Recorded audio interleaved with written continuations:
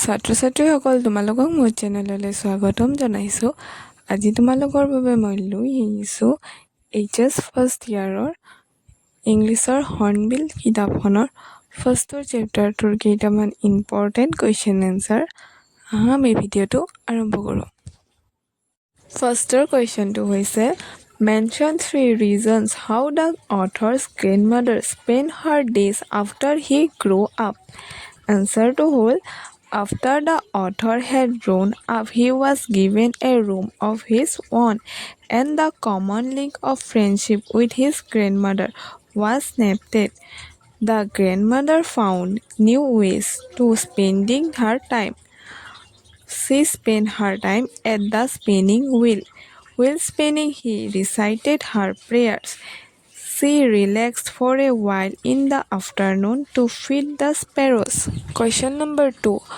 Why was it hard for the author to believe that his grandmother was once young and pretty?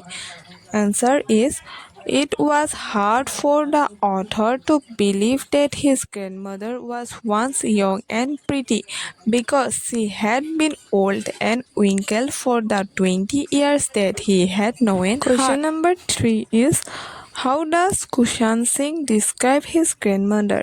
Answer is, Kushan Singh's grandmother has been portrayed as a short-statured, fat and silently bland lady. Her face was wrinkled. She was always dressed in spotless white clothes. She was a deeply religious lady.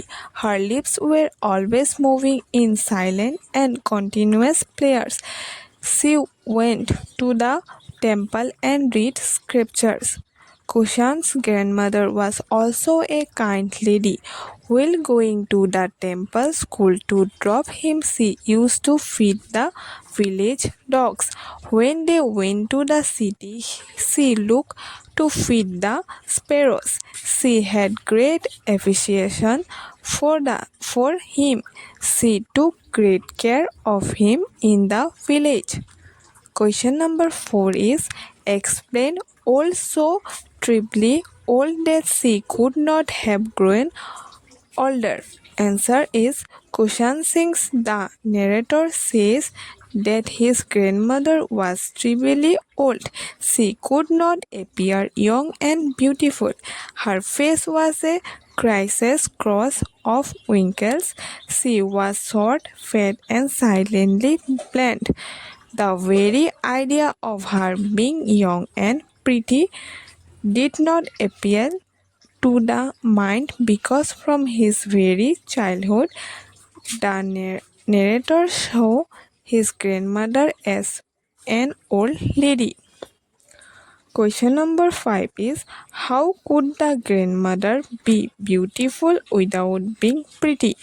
Answer is, the author's grandmother could never have been pretty, but she was always beautiful. On white clothes, she looked like the winter landscape in the mountains. She was an expanse of quiet serenity, breathing peace and contentment. Question number 6 is, how did the sparrows react to the death of the author's grandmother? Answer is, when the author's grandmother lay dead, thousands of sparrows come and sat silently in the courtyard and the veranda. They did not cheer up. They paid their last homage to the old lady. They even took no notice of the breadcrumbs thrown to them. They flew away quietly the moment the grandmother's crop was carried off. Question number 7 is, what is the difference between village school education and urban school education? As both out in the lesson, the portrait of a lady. Answer is, in the village school only basic education was provided. The pupils were touch, alphabet, and arithmetics. It was confined to the teaching of God and scriptures. But the city school education was different.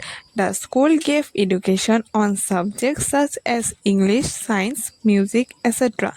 The city school were not confined to the teaching of God and scriptures.